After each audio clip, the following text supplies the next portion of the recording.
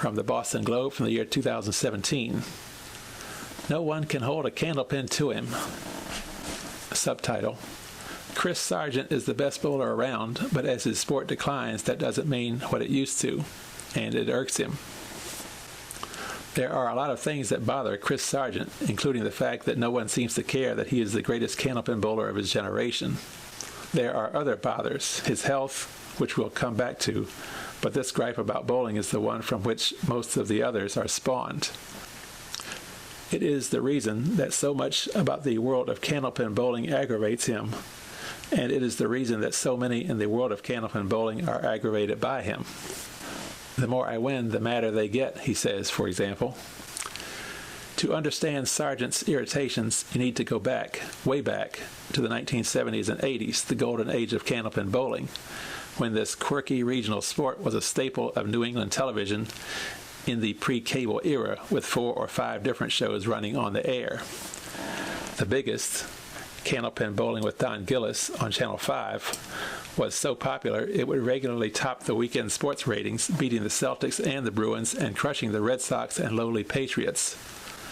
Sargent, who was 47, was just a child then, but he remembers this era well because his late father,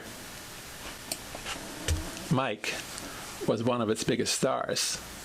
You'd go into a store or restaurant and it was like, there's Mike Sargent.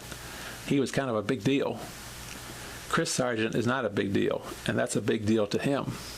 As a young man, he had no interest in bowling, but instead focused on becoming a professional hockey player before injury cut short his career in college. And so, on a whim, he entered a bowling tournament with his father, did well enough to get on television, and then decided that if he was going to be a bowler, he was going to be the best bowler.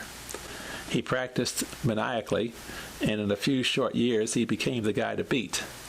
But by the time he did, the TV shows had dried up, and so had the recognition. Look around. No one here knows who I am, he said recently as he bowled a few practice games at Academy Lanes near his home in Haverhill. These kids should know who I am. They should know who Jeff Surratt is, he said, mentioning his chief rival. If you want kids to get into a sport, there has to be something at the top for them to aspire to. But instead, we're at the point where if you tell someone you're a professional candlepin bowler, they laugh. It's not so much that he thinks Chris Sargent should be famous. He thinks that any person who is the best at a given sport should be, or at the very least, well compensated. He is neither. You used to be able to win a couple grand in a tournament, sometimes more, Sargent says. Now it costs $100 to enter, and you're lucky if you win $500. Sargent pulls out his phone and looks up the career earnings for Walter Ray Williams Jr., a top 10-pin bowler, $4.5 million. He shakes his head. Williams is a multimillionaire. Sargent works as a landscaper at a golf course. He is a stocky guy with tattooed arms, a trim goatee, close-cropped hair, and a stare that can be his way of telling you he doesn't like you. He has used this stare many times when dealing with the chief recipients of his ire, the organizers behind the Massachusetts and New Hampshire Bowling Associations, as well as the International Candlepin Bowling Association, the sport's governing body. Candlepin is still plenty popular. You go to a bowling alley on a weekend, and the place is packed, he says, yet the professional sport is a joke.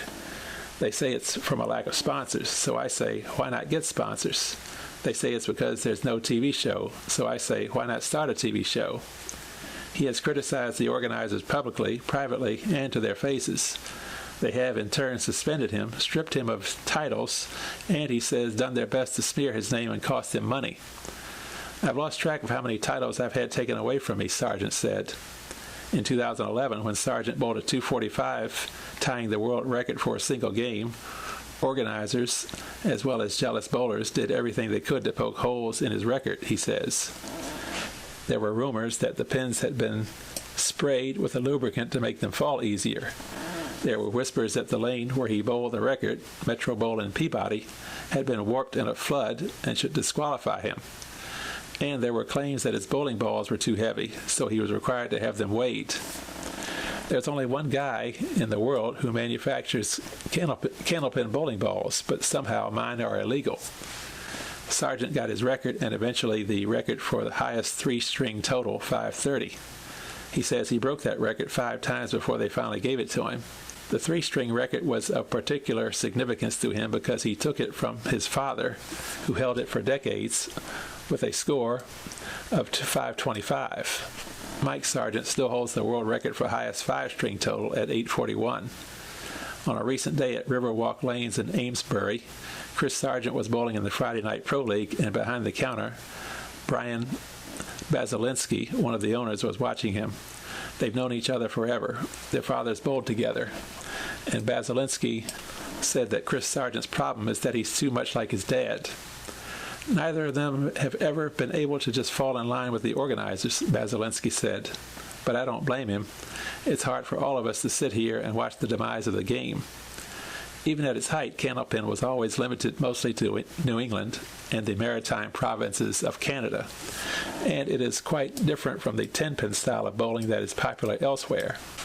Invented in Worcester in 1880, Candlepin uses small bowling balls slightly larger than a softball that lack finger holes.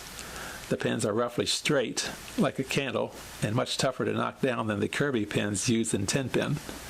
Players get to bowl 3 balls per frame as opposed to 2 in 10-pin, and felled pins stay in the lane throughout a frame. Despite the extra ball, Candlepin scores are much lower than 10-pin.